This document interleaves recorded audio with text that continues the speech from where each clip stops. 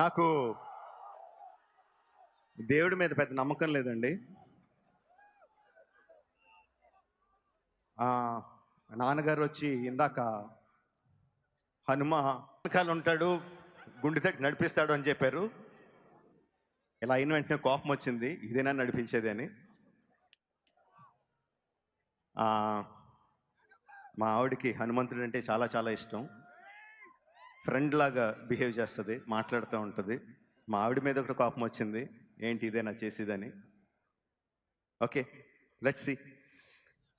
Okay, coming to the point. నా చిన్నప్పటి నుంచి నేను చాలాసార్లు చెప్పాను, నాకు రామాయణం అన్నా మహాభారతం అన్నా నాకు చాలా ఇష్టం అని.